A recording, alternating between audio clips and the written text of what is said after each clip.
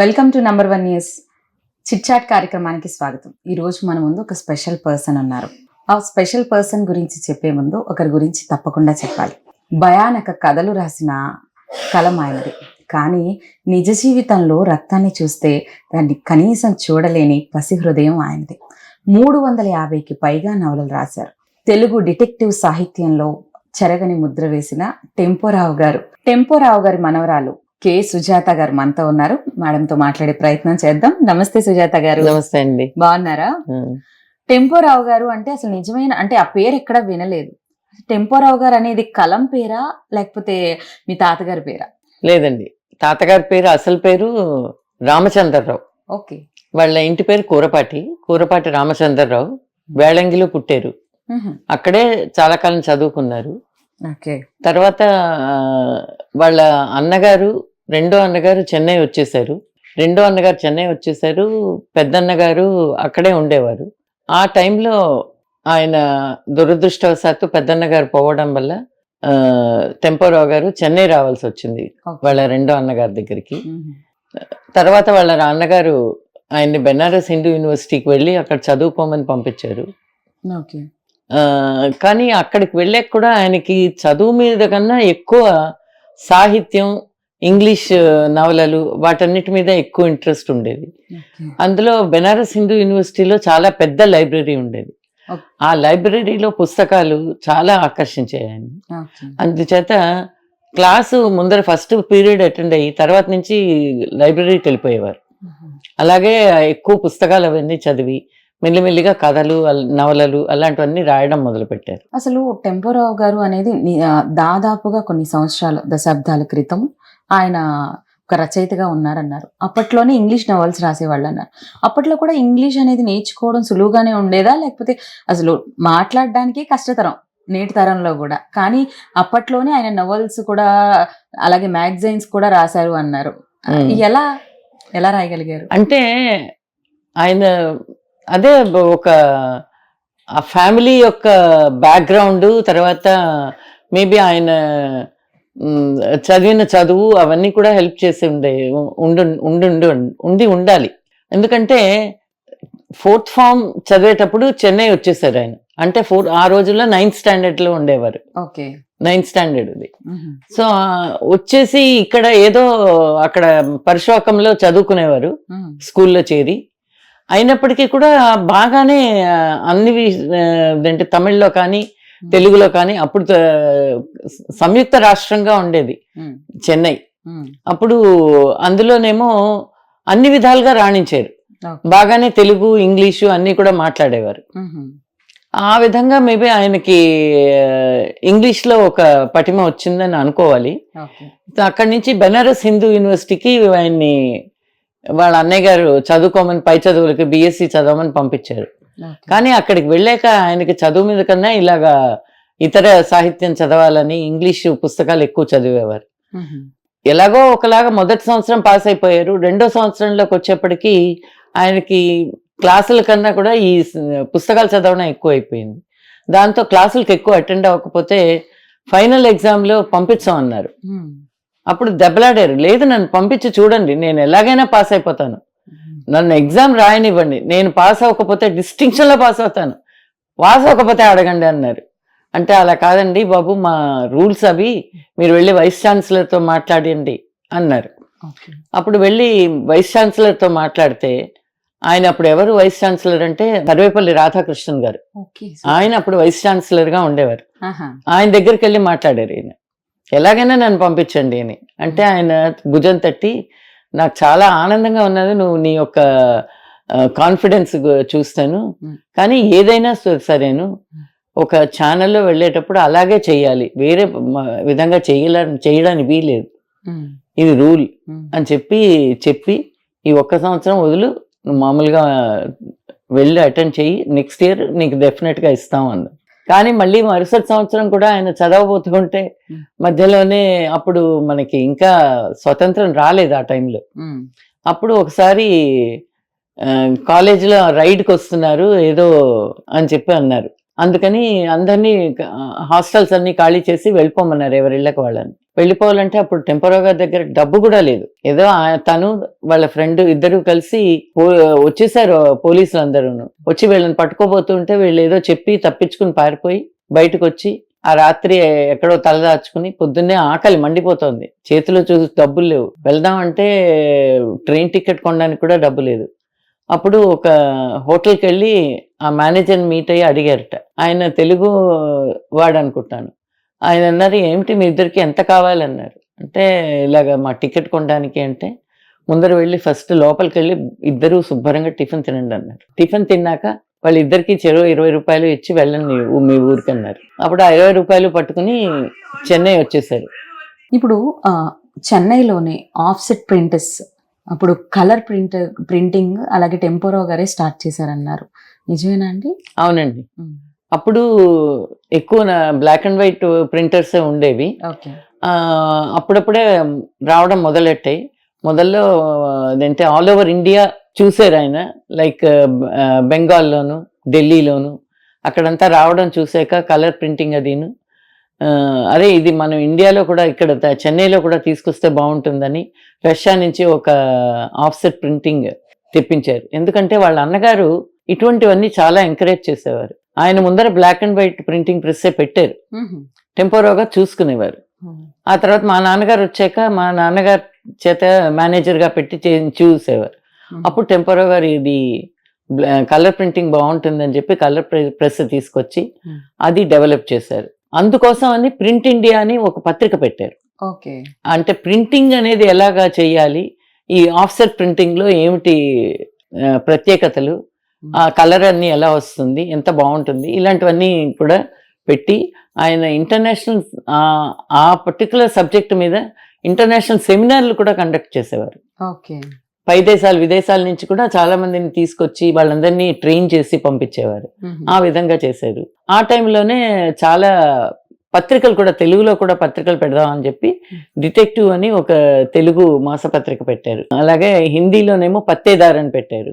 అది తమిళ్లో ట్రాన్స్లేట్ చేసి తమిళ్లో కూడా తీసుకొచ్చేవారు. టెంపోరావు గారు క్రైమ్ థ్రిల్లర్ ఎక్కువ స్టోరీస్ రాసేవారట.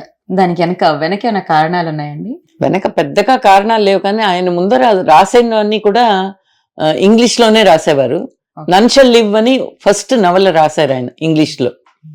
ఆ తర్వాత ఆయన చాలా కథలు అవి ఇంగ్లీష్ లోనే రాసేవారు. అప్పుడు ఎవరో చెప్పారు, ఏమిటి అన్ని ఇంగ్లీష్ లోనే రాస్తున్నావు, తెలుగువాడి అయి ఉండి తెలుగులో ఎందుకు రాయట్లేదు అంటే, అప్పుడు అవును కరెక్ట్ కదా, అది కూడా తెలుగులో రాస్తే బాగుంటుందని తెలుగులో మొదలు పెట్టారు. ఫస్ట్ ఆయన విందుకు వెళ్ళిన విమల అని ఒక నవల రాశారు. ఆ తర్వాత నుంచి చాలా చాలా నవలలు రాసేవారు. ఇప్పుడు ప్రెసెంట్ జనరేషన్లో టెంపోరావు గారి గురించి తెలుసుకోవాలి అంటే, ఆయన గురించి చెప్పాలంటే మీరేం చెప్తారు? టెంపోరో గారు చాలా ఇంగ్లీష్ నవలలు like Earl Stanley Gardner, James Bond ఇలాంటివన్నీ అవన్నీ చదివి, ఆ నవలలన్నీ చదివి మంచి ఇన్స్పిరేషన్ వచ్చి ఆయనకి, దానివల్ల అది రాశారు. ఆయనకి ఏంటంటే ప్రతి విషయం కూడా ఆయన బాగా చదువుతారు, విషయాలు తెలుసుకుంటారు. అలాగే ప్రతి వాళ్ళు కూడా ఉండాలి, పిల్లలు ప్రత్యేకంగా అవన్నీ చదవాలి, వాళ్ళు ఆ విధంగా డెవలప్ అవ్వాలి అని చాలా ఎంకరేజ్ చేసేవారు. మేమందరం కూడా చిన్నప్పుడు చిన్నవాళ్ళం అయినా కూడా మమ్మల్ని అందరినీ ఊరికే తీసి పడేసేయకుండా మమ్మల్ని కూర్చోబెట్టి చిన్న చిన్న కథలు చెప్పి, ఈ కథ మీరు ఎలా రాస్తారు అని మా చేత రాయించేవారు. ఒక చిన్న ఇన్సిడెంట్ ఇస్తారు, దాన్ని డెవలప్ చేసి రాయమనేవారు. అంటే ఆ రోజుల్లో ఇప్పుడు బ్రెయిన్ స్టార్మింగ్ సెషన్స్ అని ఇప్పుడు మనం అంటూ ఉంటాం, కానీ ఆ రోజుల్లోనే ఆయన బ్రెయిన్ స్టార్మింగ్ సెషన్స్ అంటే మీ మైండ్ డెవలప్ అవ్వాలి, మీరు చూసే ప్రతిదీ కూడా ఒక కథగా లేకపోతే ఒక విషయంగా ఎలా అందరికీ అట్రాక్ట్ అయ్యేలాగా చెప్పాలి అని అందరి చేత చెప్పించేవారు. అదేవిధంగా ఆయన మాట్లాడేటప్పుడు కూడా ఎవరితోనైనా మాట్లాడితే అంత బాగా మాట్లాడేవారు అనమాట. ఎదుటి వాళ్ళు అలా ముగ్ధులు అయిపోయి చూసేవారు, వచ్చి వినేవారు. టెంపోరో గారిలో ఒక 2 విశిష్ట గుణాలు ఉన్నాయండి.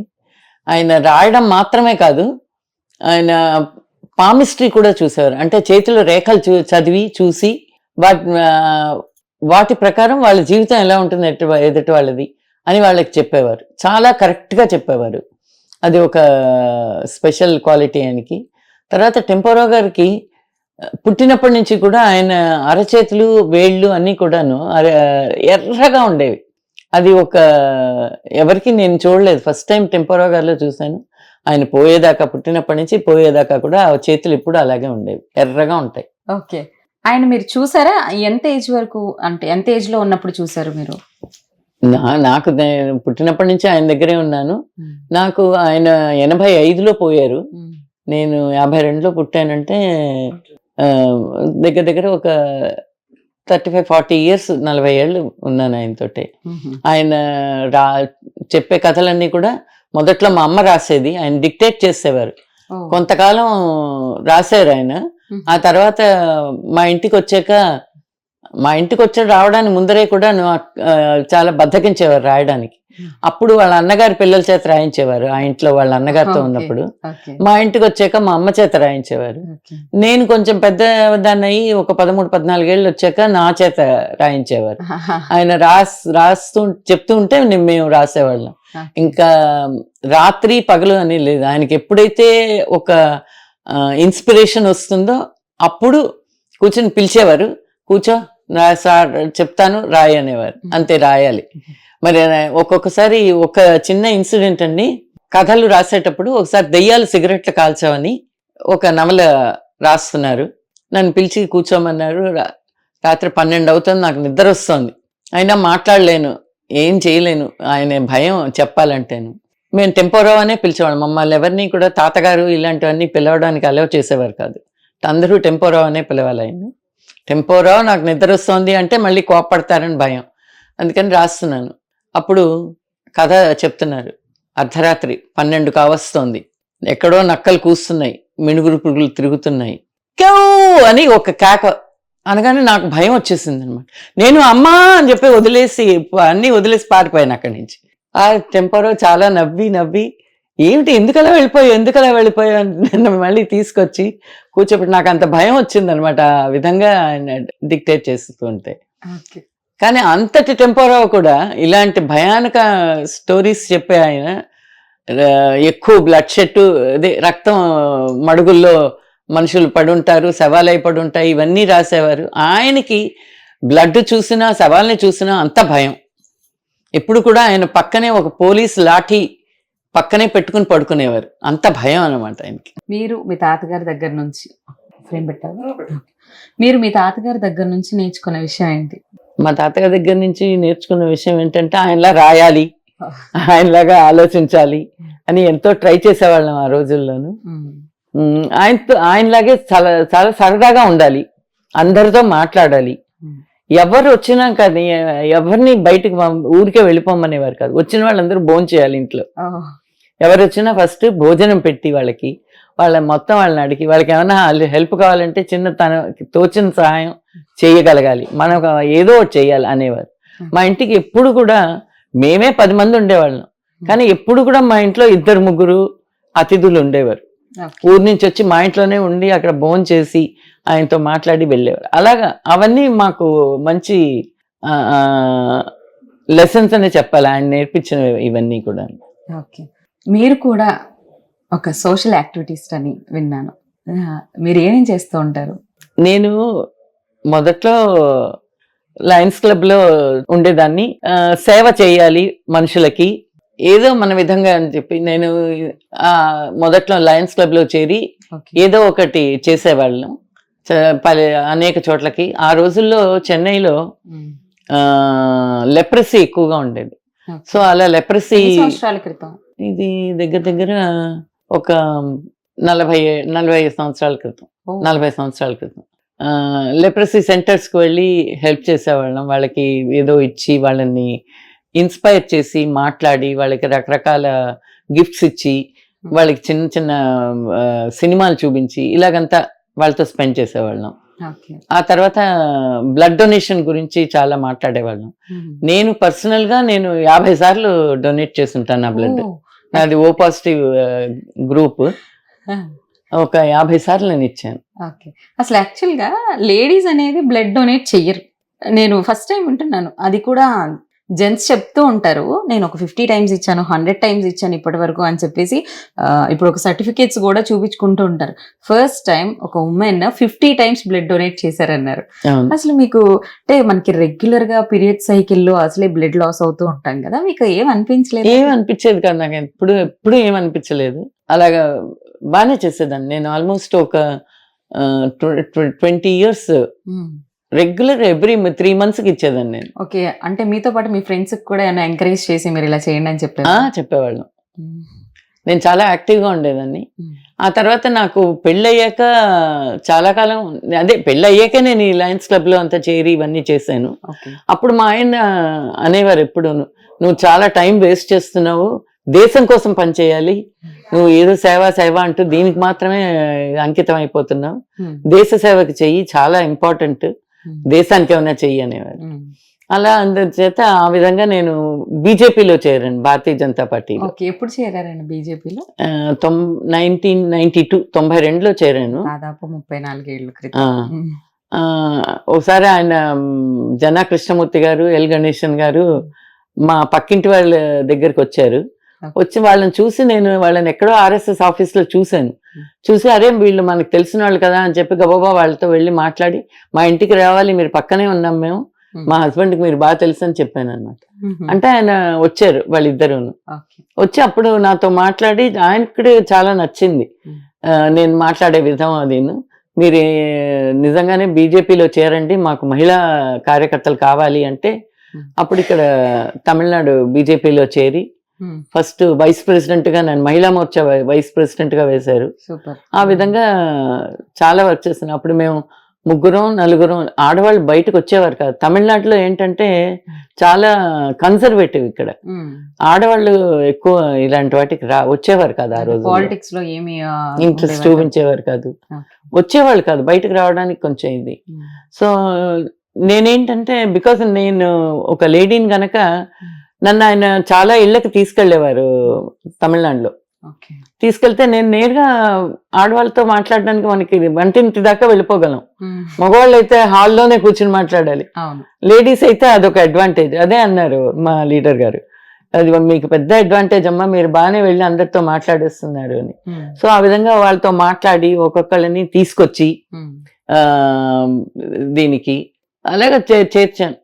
చాలా కష్టపడ్డాం ఆ రోజుల్లో, లేడీస్ అంతా రావడానికి దానికి కూడాను. 96లో 96లో నేను ఇక్కడ మైలాపూర్ నుంచి నేను ఎమ్మెల్యేగా పోటీ చేశాను. మైలాపూర్ అప్పుడు పెద్ద కాన్స్టిట్యుయెన్సీ, దానికి అక్కడ పోటీ చేశాను. ఒక 7,000 ఓట్లు వచ్చాయి ఆ రోజుల్లోనే. అది పెద్ద విషయమే అన్నారు, ఎందుకంటే ఎవరికి తెలిసేది కాదు. తామర మా చిహ్నం అంటే ఎవరికి తెలిసేది కాదు అసలు ఇక్కడ. అలాగా ఆ విధంగా ఉండేవాళ్ళం. తర్వాత 2000లో నన్నేమో national executive, parent body national executive గా కూడా ప్రమోట్ చేశారు. ఒక 3 సంవత్సరాలు వర్క్ చేసాం. చాలా బాగుండేది, ఒక మంచి అట్మాస్ఫియర్, ఒక పొలిటికల్ అట్మాస్ఫియర్ గా కాకుండా అందరూ ఒక అన్నదమ్ములు, ఏంటి మావయ్యలు అలాగా బిహేవ్ చేసేవారు కూడా. మీరు యాజ్ ఏ ఉమెన్ గా ఇంట్లో ఉండకుండా చదువుకొని అలాగే సోషల్ యాక్టివిటీస్ అన్ని కూడా పార్టిసిపేట్ చేస్తూ, దట్టు మీరు ఒక పొలిటికల్లోకి వచ్చారు. ఈ పొలిటికల్లోకి రావాలంటే ఇంట్లో ఎంతో కొంత సపోర్ట్ ఉండాలి. మీ హస్బెండ్ సపోర్ట్ ఎంతవరకు ఉండేది? అబ్బో, మా హస్బెండ్ సపోర్ట్ చాలా ఉండేదండి. ఆయనకి అసలు దేనికి కోపం వచ్చేది కాదు. నేను ఎక్కడికైనా ఇప్పుడు బయటకు వెళ్ళానంటే ఒక్కో రోజు రాత్రి ఏమి చేయకుండా కూడా వెళ్ళిపోయేదాన్ని. వాళ్ళకి భోజనం ఉందా లేదా అని కూడా నేను ఆలోచించేదాన్ని కాదు. అయినా కూడా ఆయన ఎప్పుడు కోపగించుకోలేదు. దేనికి ఏం పర్వాలేదు, నేనేదో మేనేజ్ చేస్తాను, నువ్వు వెళ్ళేసిరా అనే ఎంకరేజ్ చేసేవారు. నేను బయట ఊర్లకు వెళ్ళాలంటే తప్పకుండా వెళ్ళు, ఏమన్నా చెయ్యి, నువ్వు దేశాని కోసం పనిచేస్తే చాలు అని చెప్పి అనేవారు. మన దేశం చాలా మంచి గొప్ప దేశం ఇది, ఇక్కడ పుట్టిన వాళ్ళే అసలు ఇది ఒక పుణ్యభూమి, ఇక్కడ పుట్టడం అనేదే ఒక పెద్ద వరం ప్రతి వాళ్ళకి కూడాను అని ఎంకరేజ్ చేసేవారు. మీరు చెప్తుంటేనే నాకు గూస్ బంప్స్ వస్తున్నాయి. మీకు ఎంత సపోర్ట్ చేసేవారో మీ మాటల ద్వారా అర్థం అవుతుంది. మీ పిల్లలు ఎలా సపోర్ట్ చేసేవాళ్ళు, అసలు మీ పిల్లలు ఇప్పుడు ఏం చేస్తున్నారు? ఏమండి, నిజం చెప్పాలంటే నాకు పిల్లలు లేరు, కానీ నా పిల్లలు నేను ఇంతవరకు ఒక 34 మంది పిల్లలు నా దగ్గర పుట్టి పెరిగారు. అబ్బా. పుట్టలు కాదు, పెరిగారు. ముఖ్యంగా మా తోటికోడలు, పెద్ద తోటికోడలు గారు, ఆవిడ సపోర్ట్ చాలా ఉన్నది. వాళ్ళ పిల్లలందరినీ కూడా చెన్నై పంపించి, అప్పుడు వాళ్ళు ఒక పల్లెటూరులో ఉండేవారు, ఏలూరు దగ్గర. సో వాళ్ళ పిల్లలకి మంచి చదువు రావాలని ఆవిడ ఆశపడింది. మా వారు కూడా అయ్యో మా అన్నయ్య గారి పిల్లలు బాగా చదువుకోవాలి, పైకి రావాలి అని ఆయన ఆలోచించేవారు. అంచేత ఎప్పుడు కూడా వాళ్ళని ఎలా తీసుకొచ్చేద్దాం, నువ్వు ఒప్పుకుంటావా అంటే, అదేంటి ఒప్పుకోవడం అనేది, నాకు అటువంటివన్నీ తెలియండి, ఒప్పుకోవడం అనేది మీ వాళ్ళు నా వాళ్ళు, నా వాళ్ళు మీ వాళ్ళు అంతే. ఆ విధంగానే మేము ఎప్పుడు చూసాం. మీరు ఈ ఒక్క మాటతో అసలు నేను మీ ఫ్యాన్ అయిపోయాను. అయ్యో. ఎందుకంటే మీరు ఒకవేళ ఒక్కరు ఇద్దరు పిల్లలు ఉంటే కనుక వాళ్ళని మాత్రమే చూసుకునేవాళ్ళు, కానీ ఒక 34 మంది పిల్లల్ని మీరు చదివించారు, అలాగే వాళ్ళ బాగోగులు చూసుకున్నారు. అదంతా కూడా మీకు దేవుడిచ్చిన బ్లెస్సింగ్స్ అనుకోవాలి. నాకన్నా కూడా నా దగ్గర ఉండే ఆ పిల్లలే గొప్పవాళ్ళండి. వాళ్ళు అంత డిసిప్లిన్డ్ గా వాళ్ళ అమ్మలు వాళ్ళని పెంచారు.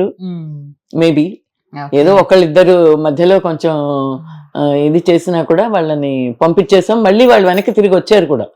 తిరిగి వచ్చేప్పుడు మంచి వాళ్ళుగా అయ్యి వచ్చారు. ఓకే, మీరు ఏదైనా ఆర్గనైజేషన్ ఇప్పుడు ఏమైనా రన్ చేస్తున్నారా అట్లేమైనా? నేను ఇప్పుడు వచ్చి మాది భారత్ వికాస్ పరిషత్ అని ఒక ఆర్గనైజేషన్ ఉందండి. అది కూడా మన దేశభక్తి మీదే డిపెండ్ అయింది. అంటే మేము ఇందులోనూ చాలా మంచి ప్రోగ్రామ్స్ చేస్తాం. పిల్లల్లో దేశభక్తి పెరగాలని ఎప్పుడు కూడా వాళ్ళకి మంచి దేశభక్తి పాటలు లిరిక్ ఇచ్చేవాళ్ళం, ఇస్తాం. ఇప్పుడు కూడా స్కూల్స్ కాంటాక్ట్ చేస్తాం. ఇప్పుడు మా బ్రాంచ్ ఉందనుకోండి, బ్రాంచ్ చుట్టూ ఉండే ఒక ఏరియాలో ఓ 10-15 స్కూల్స్ ని కాంటాక్ట్ చేసి వాళ్ళకి లిరిక్ ఇచ్చి వాళ్ళనే మ్యూజిక్ కంపోజ్ చేసి, గ్రూప్ ఆఫ్ 8 పిల్లలు, బాయ్స్ గర్ల్స్ అందరూ కూడాను, బిట్వీన్ ఏజ్ గ్రూప్ అంటే ఇదే 7th స్టాండర్డ్ నుంచి 12th స్టాండర్డ్ లోపు వాళ్ళు ఒక గ్రూప్ గా వచ్చి పాడాలి అని ఎంకరేజ్ చేస్తాం. సో చాలా బాగా పాడతారు వాళ్ళందరూ గ్రూప్ గాను. ఇప్పుడు అది చాలా పాపులర్ అయిపోయింది ఆ ప్రోగ్రామ్, గ్రూప్ సింగింగ్ కాంపిటీషన్. ఇది నేషనల్ లెవెల్ వరకు చేస్తాం ఈ ప్రోగ్రామ్. ముందర స్టేట్ లెవెల్, తర్వాత first branch level, state level, తర్వాత రీజనల్ లెవెల్, నేషనల్ లెవెల్. చాలా మంది 1,00,000 మంది పైగా వస్తారు ఈ పిల్లలు నేషనల్ లెవెల్లో చేయడానికి. ఇలాంటిది ఇప్పుడేమో జెనరిక్ జన ఔషధి అంటారు కదా, జనరిక్ మెడికల్స్ ఒకటి పెట్టాం అనమాట. భారత్ వికాస్ పరిషత్ లోనే మేము ఒక షాప్ ఒకటి రన్ చేస్తున్నాం మందవల్లిలో. ఇక్కడ చెన్నై మందవల్లిలో ఉంది. అది నేను ఇంకొక ఆయన ఇద్దరం చూసుకుంటున్నాం. తెలుగు మహాసభల్లో టెంపోరావు గారి ఆయనకి పూర్ణకుంభ పురస్కారం మీకు దక్కింది ఆ అవకాశం. దీనికి ఎలా ఫీల్ అవుతున్నారు? పూర్ణకుంభ పురస్కారం టెంపోరావు గారికి బదులుగా తీసుకునే అవకాశం నాకు దక్కింది. నాకు చాలా సంతోషంగా ఉంది. గజల్ శ్రీనివాస్ గారు చెప్పగానే నాకు ఎంతో సంతోషం వేస్తుంది. ముందర నాకు ఇంకా 4 చెల్లెళ్ళు ఉన్నారు. మేము మొత్తం 4 అమ్మాయిలు. ఇక్కడ చెన్నైలో 2 ఉన్నారు. ఒక సిస్టర్, ఆఖరి సిస్టర్ హైదరాబాద్ లో ఉంది. మా అన్నయ్య, మా తమ్ముడు ఇద్దరు కూడా ఇప్పుడు లేరు, పోయారు. సో వెంటనే ఒక సిస్టర్ ఏమో ఆవిడ వాళ్ళ అమ్మాయి దగ్గర ఆస్ట్రేలియాలో ఉంటుంది. అంచేత తన్ని కాంటాక్ట్ చేసే ఆస్కారం లేదు. నేను మా 2 సిస్టర్స్ ముగ్గురం కూడా వచ్చి తీసుకోవాలని గజల్ శ్రీనివాస్ గారు అన్నారు. చాలా సంతోషంగా ఉంది. సూపర్ అండి. ఈ పురస్కారం మీరు అందుకోవడం, అలాగే మీ నుంచి మాకు ఇంత అమూల్యమైన మాటలు కానీ అమూల్యమైన సూచనలు, ఇదివరకు టెంపోరావు గారి విషయాలు, ఆయన ఎలా ఆలోచించేవారు, ఇట్లాంటివన్నీ కూడా మీ వల్ల మేము తెలుసుకున్నాము. థ్యాంక్ యూ వెరీ మచ్ అండి. ఈ సమయంలో అంటే ఈ తరం వారికి తెలుగు గురించి ఏం చెప్తారు? తెలుగు ఎంతవరకు నేర్చుకోవాలి? ఎంతవరకు మన సంస్కృతి సాంప్రదాయాలను మనం కాపాడుకోవాలి? అసలు నాకు తెలుగు అంటే చాలా ఇష్టం అండి. నేను చెన్నైలో పుట్టి పెరిగినా కూడా తెలుగు స్కూల్లోనే చదువుకున్నాను అప్ టు SSLC. అంచేతనేమో మరి నాకు అయితే తెలుగు చాలా ఇష్టం.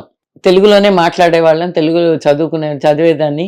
ఆ విధంగా టెంపోరావు గారు కూడాను ఎప్పుడూ తెలుగు భాష అదేంటి మర్చిపోకూడదు, అందరూ తెలుగులో మాట్లాడాలి అని మా అందరి చేత కూడా తెలుగులోనే మాట్లాడేవారు. ఈ ఇంగ్లీష్లో మాట్లాడడం అది మా ఇంట్లో ఉండేది కాదు. మళ్ళీ వాళ్ళ అన్నగారి ఇంట్లో ఉండేది ఇంగ్లీష్లోనే మాట్లాడుకోవడం అది. కానీ మమ్మల్ని ఎంకరేజ్ చేసేవారు కాదు. అంచేత మేము ఎప్పుడు తెలుగులో మాట్లాడుకున్నాం. తెలుగు భాష ప్రతి వాళ్ళు కూడాను నేర్చుకోవాలి, వాళ్ళ మాతృభాషలోనే మాట్లాడుకోవాలి. ఇంట్లో. అది నేను అందరికీ ఇన్సిస్ట్ చేస్తాను, తెలుగులోనే మాట్లాడండి, తెలుగు నేర్చుకోండి, చదవండి, చదివినప్పుడే మనకి ఏదైనా వస్తుంది అని. సో ఆ విధంగానే నేను ఇప్పటికి కూడా ఎంకరేజ్ చేస్తూ ఉంటాను. థ్యాంక్ యూ సుజాత గారు. చాలా సంతోషం అండి. మీరు మాకు మీ అనుభవాలు, అలాగే మీరు చేసిన కార్యక్రమాలు, అలాగే టెంపోరావు గారి గురించి, ఆయన ఆలోచనలు, ఆయన ఆలోచన విధానాలు, ఆయన యొక్క నవళ్ళు, వీటన్నిటి గురించి చాలా అద్భుతంగా చెప్పారు. థ్యాంక్ యూ వెరీ మచ్ అండి. మీరు పూర్ణకుంభ పురస్కారాన్ని అందుకున్నందుకు ప్రత్యేక మీకు ధన్యవాదాలు తెలియజేసుకుంటున్నాము. మా నంబర్ 1 న్యూస్ ఛానల్ తరపున మీరు ఇంకా మరిన్ని ప్రోగ్రామ్స్ చేయాలని మనస్ఫూర్తిగా కోరుకుంటున్నాం. చాలా సంతోషం అండి. మీరు నంబర్ 1 ఛానల్ వాళ్ళు ఇలా వచ్చి మా చేత మాట్లాడించి ఎన్నో విషయాలు టెంపోరావు గారి గురించి షేర్ చేయాలనుకున్నాను. ఈయన గురించి ఒక చిన్న పుస్తకంగా కూడా రాసాం. చూశారు కదా సుజాత గారు వాళ్ళ తాతగారు అయిన టెంపోరావు గారి గురించి ఎంత బాగా చెప్పారో. ఇలాంటి పెద్దవాళ్ళ గురించి, మహానుభావుల గురించి తెలుసుకోవడం మనందరికీ ఆనందకరం. మరొక విశిష్టమైన వ్యక్తితో మళ్ళీ కలుద్దాం. Until then keep watching number 1 news. సామాన్యుడి చేతిలో సామాజిక అస్త్రం.